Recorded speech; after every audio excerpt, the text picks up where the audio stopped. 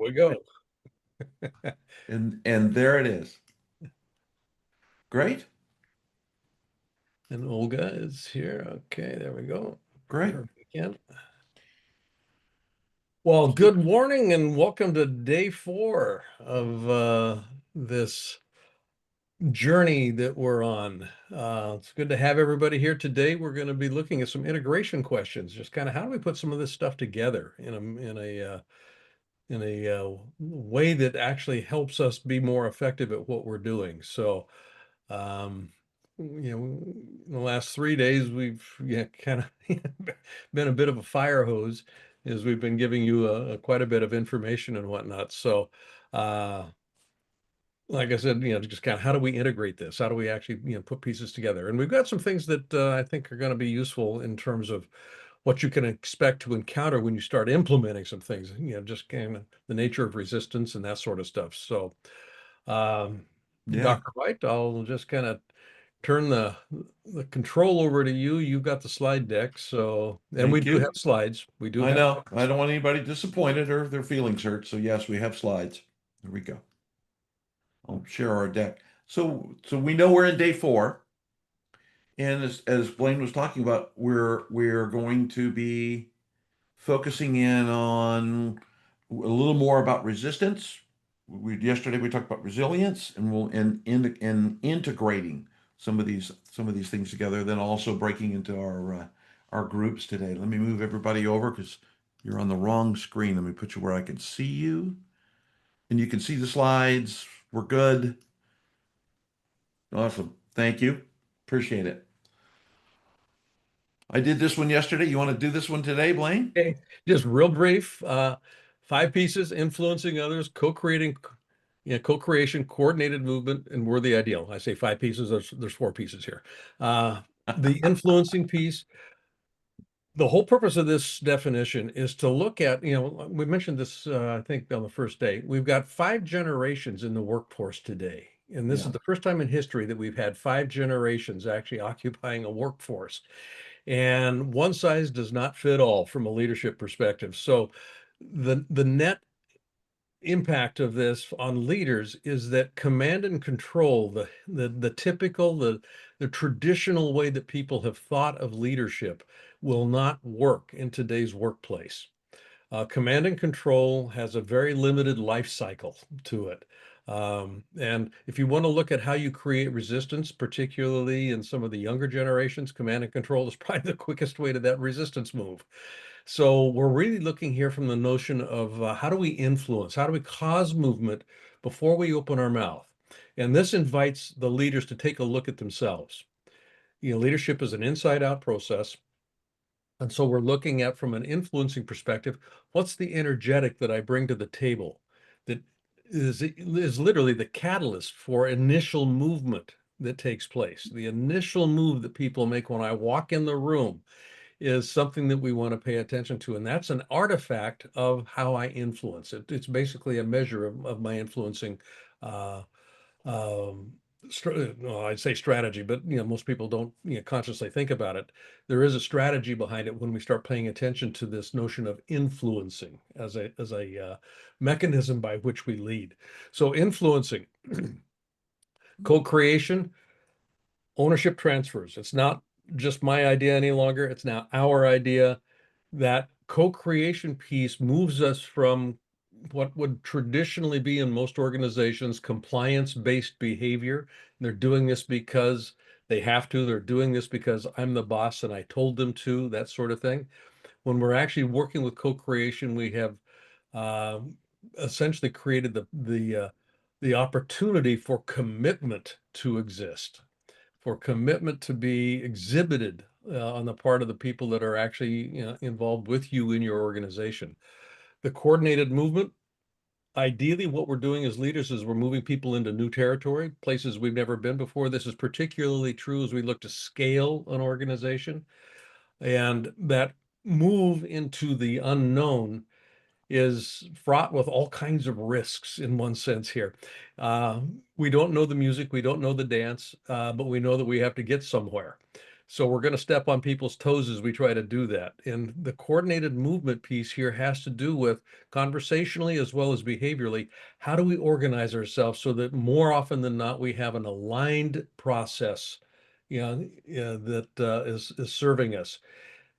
Part of goes into coordinated movement is understanding the nature of conflict.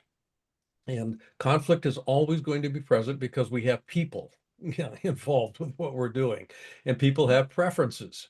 So it's not a question of how do I, as a leader, eliminate conflict, because that creates artificial harmony. It's where people go along to get along. What we want to be able to do is literally have people appreciate how conflict can actually serve us in terms of illuminating the path forward, illuminating what do we need to do next in order to create workability. And that, there's a whole body of information that we play with around that in the mastermind program that has to do with some linguistic distinctions between right, wrong, good, bad, and working, non-working. And those language markers make a big difference in terms of how people engage what you're doing and what it is that they're doing. And then the last piece, and this kind of goes full circle, it's, I'm influencing others in order to do what? Well, move towards a worthy ideal. And that worthy ideal is where meaning actually exists. What we're looking to do is create a meaning structure that allows for behavior to shift. Because all behavior is organized around meaning that people are making up in their minds about what's going on. So that's essentially what we're doing with this leadership definition. It provides a template for us to assess how effective am I being at actually leading my people and my organization. So that's where we're at with that. And that's what the whole focus of the mastermind program is about. That's also what the focus of this challenge is about. What are the Yeah. elements and how do we actually put this together? Which moves us into, where do we live? We live in a universe that is, organized around, this question of for the sake of what? Yeah, it's the meaning generator. It's not the vision, not the goals, not the strategy, not the objectives. It's what matters. What matters to me and what matters to you. And it's going to be, that question is going to get answered in different ways. What matters to me will not be what matters to you. Almost guarantee that that's going to be the case. What matters to you is going to be personal. That's what I want to be able to tap into. What matters to me. And if we do this well in an organizational structure, those individual what matters statements are aligned with the objective that the organization, that the team, that you as a leader are pointing us towards towards creating.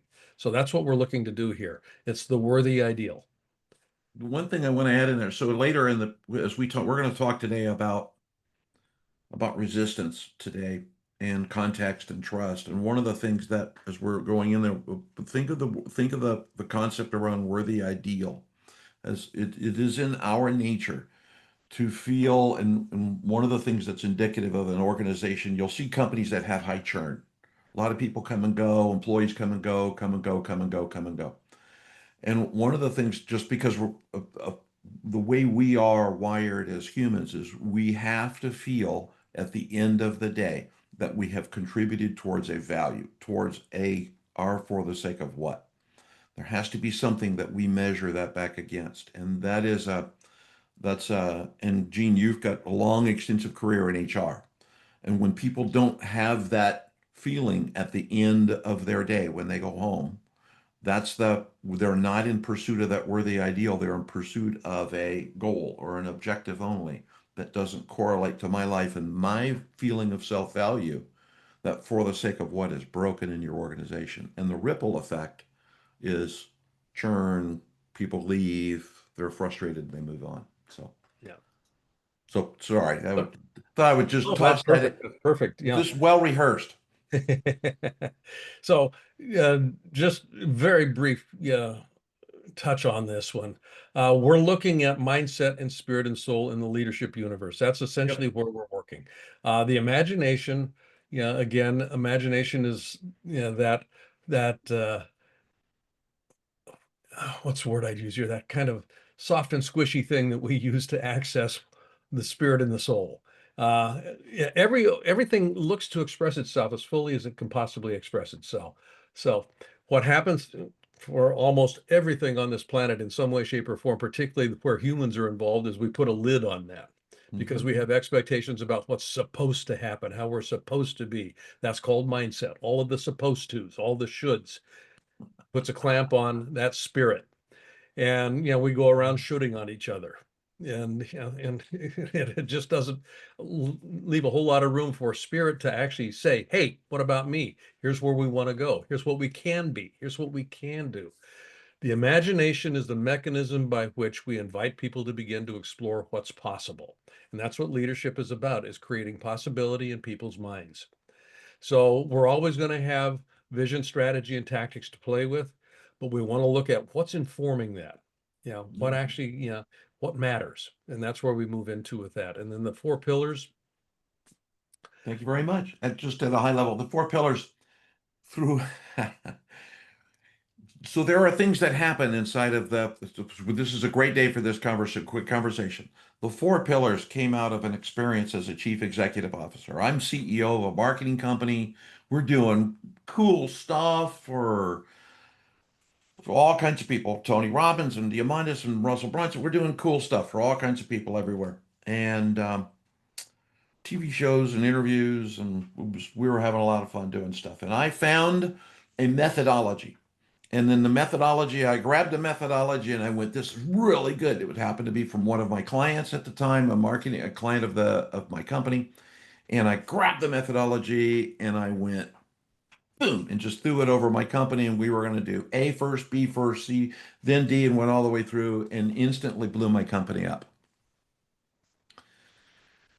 and just blew it all the heck and back. Because well, Blaine mentioned this as earlier, right? What's a company? What is a business, right? It's a collection of relationships. And so this methodology, this system, trust, the four pillars, trust and autonomy, communication, transparency, growth and innovation, systems of accountability, was founded, derived from that, derived as a result of that experience. Knew about it, had never used it, and believed that if I overlaid a method on top of my business based on the what we were looking to do from a straight the top three layers of this pyramid of this triangle, the universe, we would just be great. We could instantly accelerate our business, and I turned it inside out. It was about $1 million in difference to undo it in 6 months to come back to normal so that we could actually move into the four pillars. So the four pillars is grounded from that experience on what really is the cornerstone of a business, what really is autonomy, what really is communication transparency, the pieces you can read there. And it's used blended with mindset, imagination, and spirit to bring them to life, not to implement, but to bring them to life inside of that organization, that living, breathing thing that we call business. So I don't get to tell that story very often, but it's fun to blow stuff up in your career. Just blew it all the heck and back. Blew it all. Yeah, boom. And it's called the dummy tax. Yeah. Yeah. But when you've been around as long as Tolan and I have been, Yeah. yeah, we Good, we paid a tax. good, good stuff. Good stuff, bad stuff. Things we learn in our career. Yeah. So So where are we going today, buddy? we're gonna go here. We're Yeah. gonna we're gonna start with context and trust. We've got a couple of slides on context and trust. And our intention is really to spend time in why these two words matter. And we're actually going to touch on the upper layer of the leadership universe today. We're going to talk about those three layers today from a mindset perspective in and explore resistance. What happens in people's minds at the leader and team as you're going through each of those steps. So, would you like to you want to do the first one with agility there and alignment? Yeah. Context, again, context is a meaning generator. Okay. And I used the metaphor the other day about putting your bed in the kitchen. Yeah. Uh, if you don't change the definition of what a kitchen is, the bed is not going to fit. I mean, it may fit physically, but in people's minds, there's no room for that bed. So context helps keep teams aligned, even during change or disruption. And then trust is one way that you actually have, if you work this well, you set it up so that people begin to appreciate that you're working with them to achieve a meaning platform, a common meaning platform that we can align around. So you begin to move away from personality preferences and organize around what's meaningful to us here. And this is where I used the word just a minute ago, right, wrong, good, bad. When you Yeah. think about how you describe something that is going off the rails, in an organization, you try to implement something, and people will, kind of go, well, that was wrong. That didn't work. That, that wasn't the right thing to do. The thing, think about the words right and wrong. These are values laden words. They have values embedded in them. Okay. And those values are typically mindset organized. They're that people bring them to the table based on experience, based on education, based on belief systems. I mean, all that stuff. What's right for you may not be right for me. And the way that right gets defined in the way that we work with our clients, the literal behavioral definition of right is when I feel right, the world is operating right when it's operating in a manner that is consistent with my beliefs. That's literally what being right is about. It's when things are consistent with my beliefs. Now, the interesting thing about that is beliefs are made up. Yeah. Moses did not hand me a tablet, said, this is the way it is. Okay. In the context in which we're working here. So when we're looking at these kinds of conversational dynamics, and this is where trust becomes really important here, you begin to move people away from conversations about right, wrong, good or bad, and we start assessing, did this work or not work at this point in time? Work and not work are basic objective assessments. It either worked or it didn't. It's values free. Yeah, it's not about preference or anything else. It's just kind of, what does the data tell us? It didn't work. Okay, what do we need to adjust here? This is where you can get actually pretty quickly moving, because now people aren't holding on to a position that they want to defend. The assessment is it didn't work. Okay, great. What do we need to do now? Okay, so those conversational dynamics come into play here, which is where you get alignment. And the team is beginning, if you've worked this well, the team begins to set aside the blame dynamic. They're just really looking at, okay, how did this actually facilitate where we wanted to go? Did it get us closer, or did it pull us further apart, or did it park us? Yeah, literally, did it park us? So that empowerment, comes into play here when people begin to understand. And this is what context provides. Understand what matters, what Yeah. matters. So it informs your whole decision-making process eventually. And, when we're looking at vision, moving into strategy and tactics are where decisions are executed. They're formulated around strategy and they're executed tactically. And that's where the decision frames start to actually appear. We want to be making decisions that are organized around a for the sake of for the sake of what, and then we're assessing based on what worked or didn't work. Okay, so that's kind of how that works. I'll give you fireworks on that one. Okay, so when we're looking at co-creating coordinated movement, we want to get people to a point where they're not defending a position, where they're Right. not defending a position. Yeah, Right. yeah.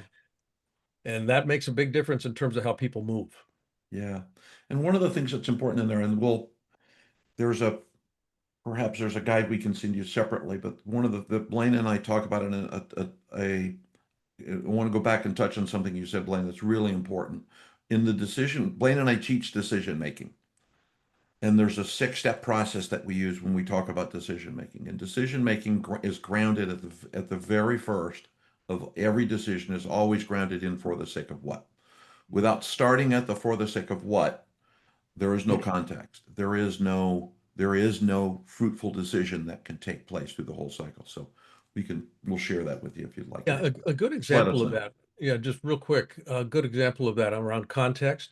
Yeah. Yeah, every organization I've ever worked with, and I know this is true for you as well, Dolan, every organization I've ever worked with has got some form of a values statement that they organize around. Now, Yes. what are your values? Well, there they are up on the wall. We've got four of them. They're up on the wall. They're, and they end up becoming artwork Yeah. on the wall. Um, when Yeah. I was doing work with Nokia, and I spent about 12 years leading that major chunk of their leadership development initiative, every meeting I had with three or more Nokians, folks that were in management or leadership positions here, when we would convene a meeting and we had three or more folks in the room and we were looking at making decisions about something, every one of those meetings began with a recitation, literally a recitation of here are our, and they had four values. Here's our Mhm. four values. What we're going to be looking at is making a decision about this. What we're going to be looking through are these four values components. Every decision that was made in reflection to these value cores. Now, it wasn't about getting a perfect match. It's about there's a meaning here. There's a for the sake of what? These values we say are important. They guide how we behave as an organization. They guide how we go to market. So when we're making decision, let's not just have it be artwork on the wall. Let's have Mhm. utility with these values. For most organizations, the values have no utility at all. It's just a nice little thing that the management team did when they went to an offsite. And now it's artwork. You want to have these things have teeth. So these decisions got vetted through these four value cores. And again, it wasn't about unanimity. It was about, okay, if we're going to miss this one, how are we going to miss it and how are we going to compensate for it? Okay. Because people pay attention. They pay Yeah. attention. So, if you don't pay attention to that, all of a sudden you get a lot of drift and a lot of creep starting to come in. Next thing you know, you've got an Enron on your hands. Yeah. So I was smiling as you were saying that. I was reminded of a story from a friend who was buying a car, talking to the person at the dealership, and on the wall behind them was a plaque with their four values. And his question was, tell me your four values without turning around. And couldn't be done. But anyway, I was smiling thinking about that wasn't committed. So let's talk about those. We've got a lot to go through, so we'll go on. From context and trust, bridging vision and execution. The important thing with context and trust, and we're focusing really in on today, as you can tell by the slide, right? Coordinated movement is what we're really looking at because leaders cause movement. And it is connecting that vision with actionable steps. And trust is that vehicle that, remember, we've talked over the last couple of days about the four components of trust. I trust myself as a leader. And if I trust myself as a leader, I develop and earn trust with you. You trust yourself in your role, and you develop and earn trust with me. And there's a trust that there's a bond. It's a golden thread, I call it. There's that stitches us together, which is trust, which creates the willingness for autonomy, which is a willingness to try, permission to try, to take steps, and know that the colloquialism is that I've got your back through that process, that you can step forward and fail. It's the Zen model of fall six, rise seven. I will help you through that process. By building that vision and execution with context, it empowers your team to be willing to step in, inspires them, and empowers them. Empowers a big word used for a lot of stuff to step into a willingness to collaborate and execute. And it's a structure that you build together. How do we co-create, which is collaboration, and then how do we create movement, which requires execution? And that some of that execution lives in that the top three layers of that leadership universe. And then of course the psychological safety. One of the things in communication, and I was talking about this a little early on day one, which was about transparency, which really means vulnerability. Transparency means I'm willing to be vulnerable.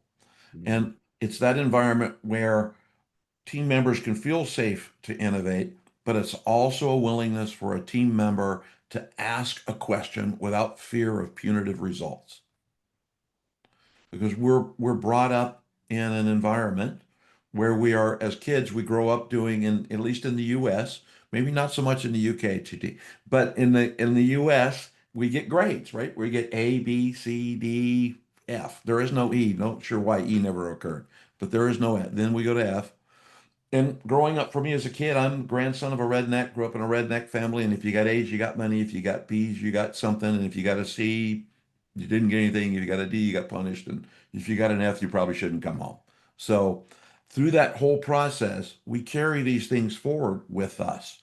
That's why it's psychological safety. There's a genuine fear and distrust of punitive actions. So if in building that zone of transparency, it empowers your team to ask questions and you also to ask questions with the appropriate candor and transparency to be able to get to a discovery with your team on how do I support you through this?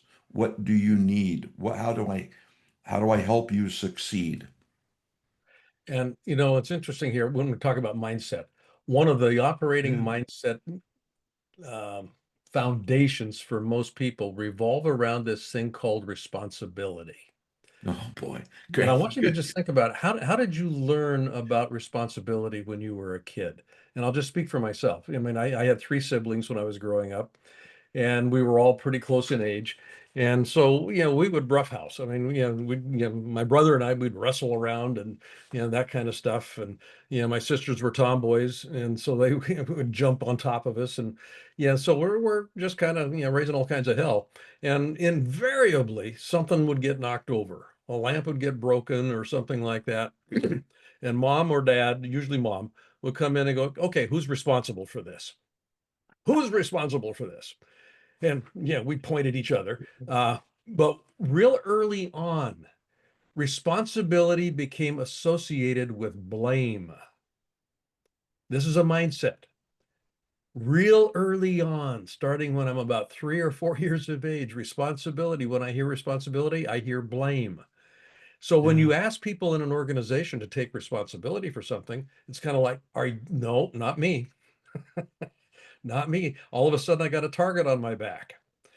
So when we're looking at a driver of psychological safety, context and trust, you think of a three-legged stool. One leg is familiarity. Familiar. What are we really doing? What are we really doing here? The more familiar I am with the situation, the safer I feel. The Mhm. safer I feel, which is leg number two, that allows me on leg number three to have greater freedom of behavioral movement. Safety comes as a consequence of familiarity. Familiarity generates more safety. Well, if I've got safety in the environment, I've got experimentation that can happen.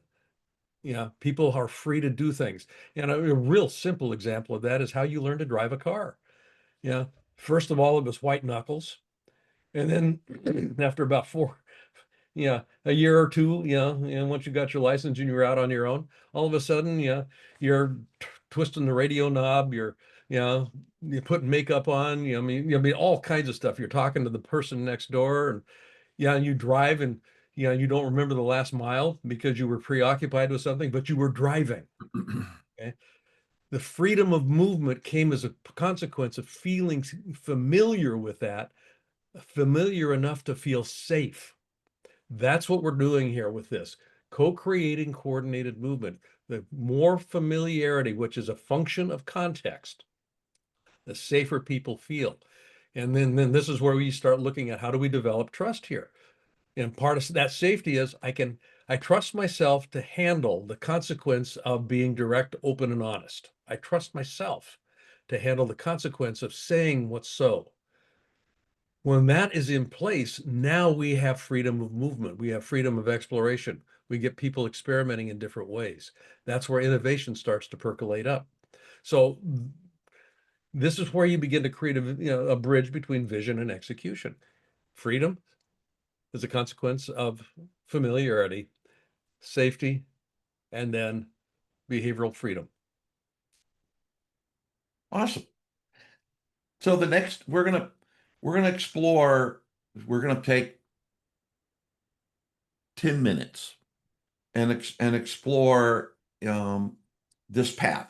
And then in business, and we, when we've got the leadership universe and we talk about each of the layers in them, above mindset, imagination, and strategy, these things exist: vision, goals, strategy, plan, tactics, and measures. And as you're coordinating movement within the body of your team, within that collection of relationships, there are things that occur from a resistance perspective. So we're going to talk at a really quick, high level about a notice things of resistance that occur in each of that could possibly occur through each of these in the mind of the leader, mindset of the leader, and the mindset of the team. And that's really the intention for although there's many, many more moving areas of resistance, but we'll pick one or two and go from there. Yeah. So, again, today is looking about how do you integrate this? How do you actually do Yep. something with what we're talking about? We've been exploring in the last 3 days here. So when we're, looking at this whole notion of vision, creating a vision out there with the embedded in the vision of the goals, that what are the KPIs, what are the things we're going to look at, and what are the strategies that we're going Mhm. to explore, and then we're going to land on one that seems to be most doable here. In any of that, there's embedded resistance because all of that is in some way, shape, or form a change from what was Yep. to what could be. So when we're looking at positioning a vision, one of the core mindsets that come into play here in terms of what will block things is a fear of thinking too big. It's kind of like, well, God, and this is where you get incremental thinking. What are best practices? Let's go back. Let's take a look at best practices. We know we can do this. The purpose of a goal, and I'm going to put this in I'm going to mix vision and goals together here in one sense here. Yeah. But when we're looking at it through the lens of vision, the purpose of any goal ideally is to grow. That's the purpose of a goal. Now you're going to get something, you know, but that's not the purpose of the goal. The purpose of the goal can't be to get that 10% increase in revenue. The purpose of a goal is to grow. And when you've got a goal, then we're going to call it a vision here, that is designed to grow the organization. This is where scaling comes in. The fear of thinking too big can become Mhm. a very uh, uh, can become a detriment here if you buy into it. People give me what they perceive I'm willing to settle for. A lot of leaders resist, setting a bold vision because of the uncertainty about how to achieve it. And that I want to just mark that out. The tyranny of the how.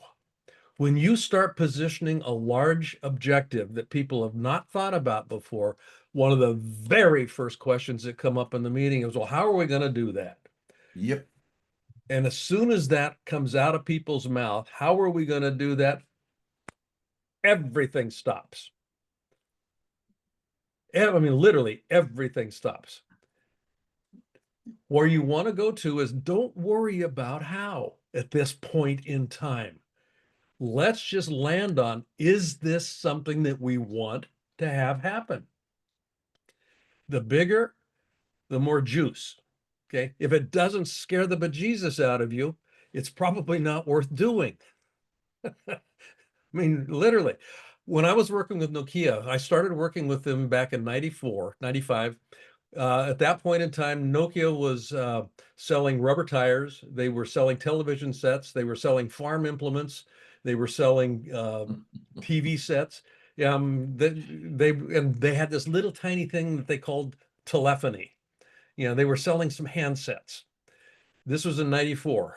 And the CEO at the time, Jorma Olala, I got to know Jorma pretty well here. He bet the farm. He literally bet the farm on telephony. He said, we're going to sell everything. We're going to divest everything that has, that if it doesn't have something to do with telephony, we're not going to do it.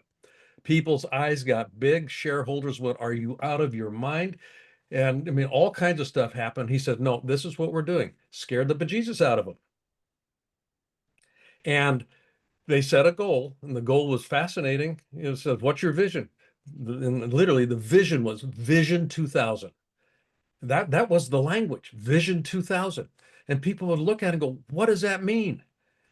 And Yorma would say, exactly. Tell me what you think that means in the context of we are a pure telephony play. Yeah, that's who we are. We are a pure telephony company. So Vision 2000, what does that mean? And people would have all kinds of what's it mean to me? All of these various what's it mean to me got rolled up into this Vision 2000 thing. And Michael Hammer out of Harvard, worked with some ideas around strategic intent and focus. So there was a focus to this. Part of that focus was to become the number one purveyor of handsets in the world. And at that time, Motorola had that title. Motorola sold more mobile phones than anybody in the world at that point in time in 95, 96. By the year 2000, Nokia, well, actually by the year 1999, Nokia was the number one seller of handsets in the world. That big objectives. They didn't know how they were going to do it when they said it, but they knew that they wanted to do it. And they started taking actions that were in concert with that, in alignment with that. The decisions they made were in alignment with that. So that's what this does. So, when you've got that kind of a vision, the first resistance piece is, oops, too big. Mm-hmm. And it looks like, how are we going to do it? That's the thing that'll trip you up real quickly here. Fear of commitment. Once you get some things in place here, and again, I go back to the whole notion of responsibility, accountability, and blame. They get enmeshed. The mindset of blame will get you in trouble real quick here. So there's doubt about execution. And this is the compliance commitment quandary. Oops, okay. Got to watch what I close my thumbs here. Yeah, There you the go. compliance and commitment. When we get into strategy conversations, there's usually more than one safe path. Okay, we can go this way, we can go that way, we can go this way, strategically. This is why Nokia brought Michael Hammer in from Harvard, help clarify, okay, strategically, what might be the best way that we might approach becoming the number one seller of handsets in the world. They didn't overthink it. They landed on, okay, here's what seems to be, and this is, we talk about this in the Power Review program that we do on our decision-making platform. Do we have about 80%, 70% of the information we need? Okay, got it. We're not going to get perfect. And analysis by paralysis. I need to have all the T's crossed and the I's dotted. No, I don't. I don't. There's a mindset around perfectionism. And part of it's rooted back into, I want to get it right. I want to get it right. Don't worry about getting it right. Let's just write something that's workable and see how we get, see how far we get. Yeah, I do a lot of work in Japan, and Honda Sorichiro, the founder of the Honda Motor Company, before he died, he gave an interview and he was asked, okay, what's one of the secrets to your success? And Honda-san was kind of a maverick. I mean, he was an unusual guy in Japanese culture. The whole notion of a nail that sticks up gets hammered. He was the nail. He got hammered a lot in the press and whatnot. But he said, in answer to the question, what is one of the secrets to your success? He said, I made as many mistakes as I could, as fast as I could. And that really was the way that he defined his role. Oh, excuse me. Make as You many okay there? mistakes as we can, as fast as we can. Keep moving. Just keep moving. So, excuse me. I'll hand it off to you as I choke Uh, here. I'll jump in. I'm gonna go to the next slide so we'll move into the worksheet. So as we were looking at, yeah, I was watching you, Chuck. Notice I didn't jump in to try to help you in any way, shape, or Thank form. you. Yeah, you're on your own. That's a good partnership. You're on your own. No, when we're all of these, one of the things I think that you'll see is, and you guys will it takes about 7 seconds on average for the human mind to read a slide. So you've already, but at this point in time, you've read this slide. But as you think about that arc for creating coordinated movement, all of these things stitch together. And one of the things that happens in leadership is we tend to think about each step in the process, and we used very generic steps. These are not, don't use our map and go into your company and overlay this on your company. Don't do that. These are generic steps. But if you think about that, they all stitch together from a mindset perspective. There is a flow through each of these. So as an example in planning, rigid thinking. One of the things that happens inside of any kind of a plan, and Blaine kind of leaned in on it a little bit around making decisions. When you have 80% of the information required to make the decision, call the ball. If you don't have 80%, go back and come back when you do have 80%. Go get the 80%. But in planning, same thing, rigid thinking. It is that that inability to say, you know what, the plan that I'm going to create may not be the plan that we implement. I put my hand up the other day and said, I'm looking for that plan that goes the way I planned it to go. One of the lessons I tell my clients all the time is if the more effort I'm going to put into the plan, the more I'm going to etch it into stone, the harder I'm going to work on it, the more God's going to laugh at me because it is not going to go that way. So it is that concern with rigid thinking.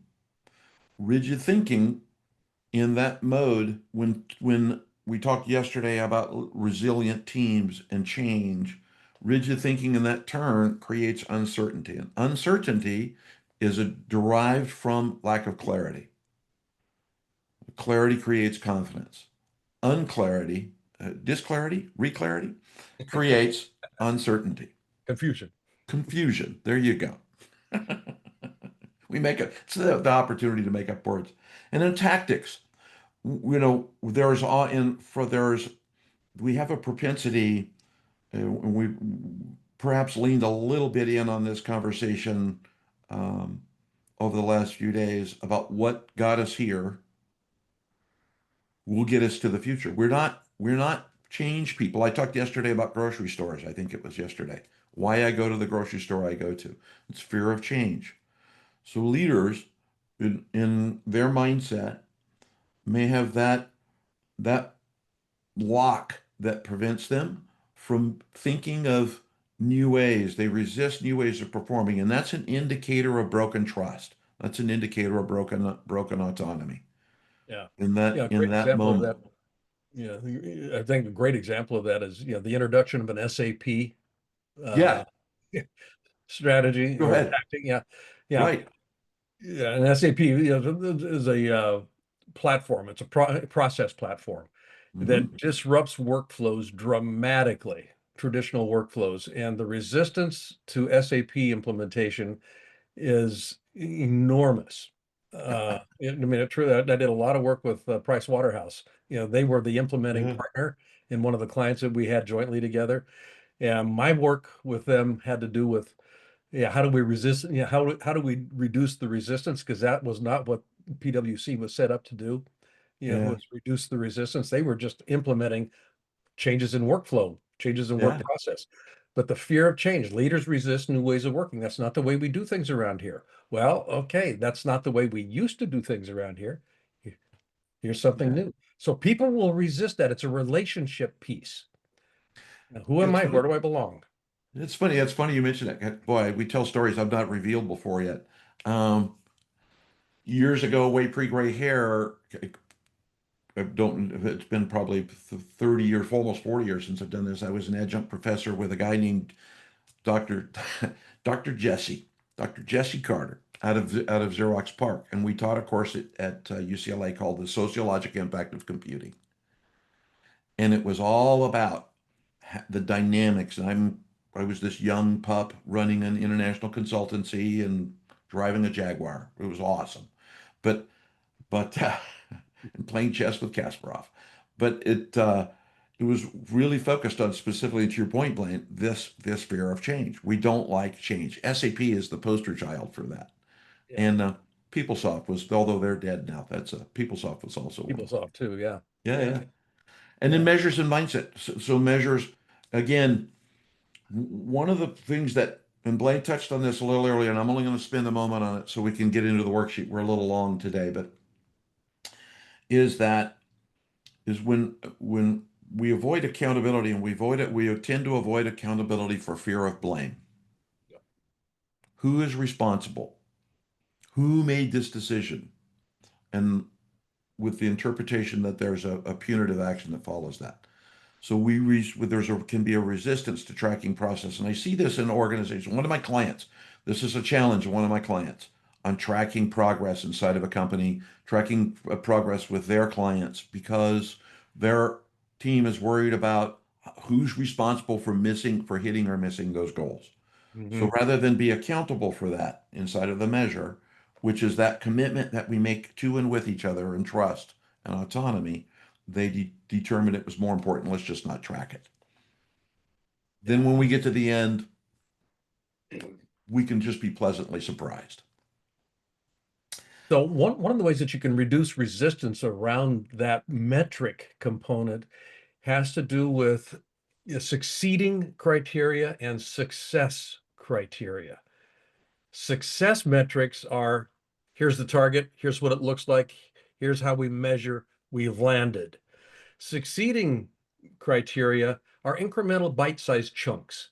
And there's typically less resistance to incremental bite-sized chunks and measuring that than there is to the outcome at the end of the day. Okay, that large objective. So when you're looking at down in what success looks like, you bite size it. Okay, that gives people a little bit more familiarity. And with that familiarity, a little bit more, yeah, I can breathe a little bit here, and you're going to see people actually behave a little bit differently. How I describe something determines how I feel about it, generates my behavior. Yeah, Metrics can be a way to begin to, kind of put some oil on the water, so to speak. yeah. It's interesting. There's a friend. His name is Jim Hulick. Jim's from Covey, and he co-wrote the book Four Disciplines of Execution. And Jim and I talk about this. One thing, just as a tip for everybody, when you get to that point and measures, and there's fear around and uncertainty around accountability, create compelling scoreboards. Yeah. Make it visible to everybody. Show everybody where you are, and celebrate the wins, celebrate the losses, but help everybody through that process. So Moving into work let's sheets. go work. This is, yeah, Let's we go to went a work. little long. We went a little long today. Um, I'm gonna hit go on a into the chat with a PDF, and the PDF should look similarly on page 2 to the PDF that's on screen now. So if you can grab that PDF, if you're in a spot where you can't download the content, then it'll be in the Dropbox share when we get off today. It'll be up there for everybody to get for their homework. But it's an opportunity for us to explore the conversation. It starts with the I am statement. How does this goal align with who I am as a leader? When we think about that arc that we talked about from vision, goals, strategy, all the way through to the end of measures. And then it's a self-evaluation. What mindset do I need in order to hold the lead? How do I show up consistently? What's the single most important goal? How does the goal connect to your vision? Worthy ideal? What's the for the sake of what? So I don't think we have time to do breakout with this, or do we, Blaine? What do you think? What do you want to do today? Let's okay, we got 7 to the top.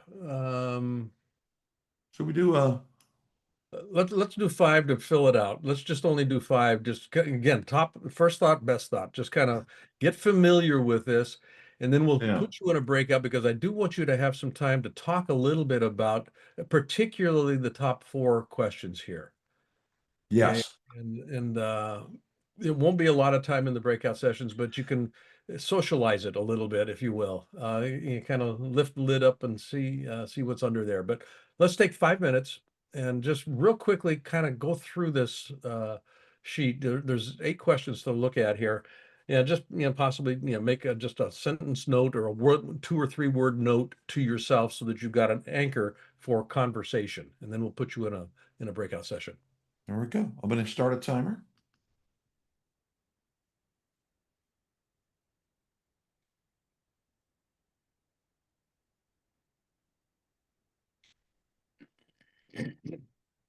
Hmm.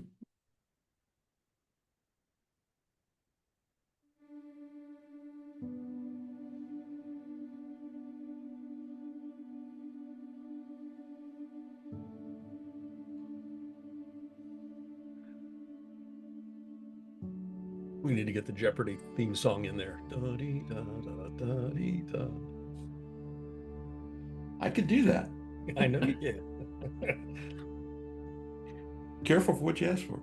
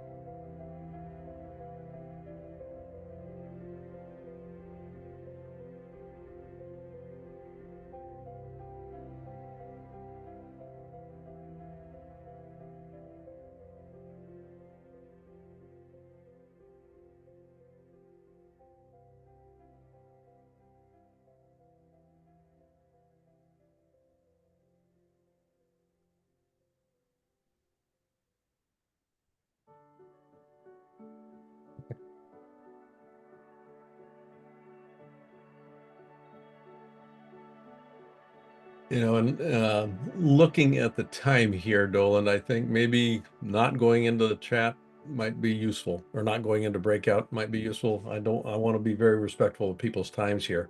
Yeah, I would agree.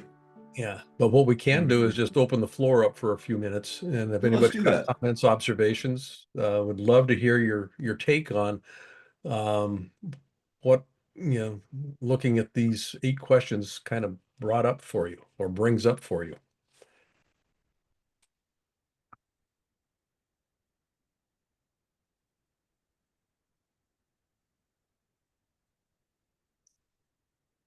We did a good job. There's no questions. No questions, yes.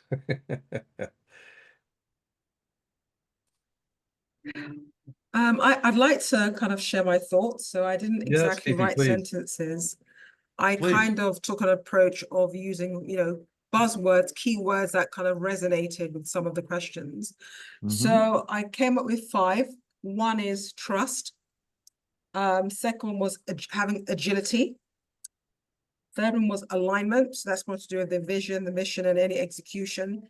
What is very important to me is the human experience. So I thought about co-creation. Because as you co-create, you empower your team members. They feel more connected with the organization and being very intentional. So these are some of the buzzwords that came out of my thinking based on your 8 questions. Great. That's wonderful. Yeah, it's a great insight. Yeah. Thank you for that. Yeah. Anybody else? Observations, noticings? Doug? PT, you're amazing.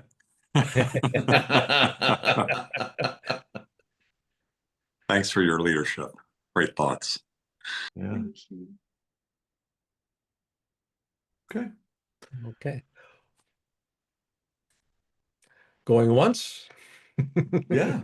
Going twice? Yeah. Okay, let's put this puppy to bed then. Okay. So tomorrow, day 5, we revisit, we put it all together, and as a reminder, not only going through content tomorrow, but we also in the session with an action plan. Leaders take action, and 30-day plan.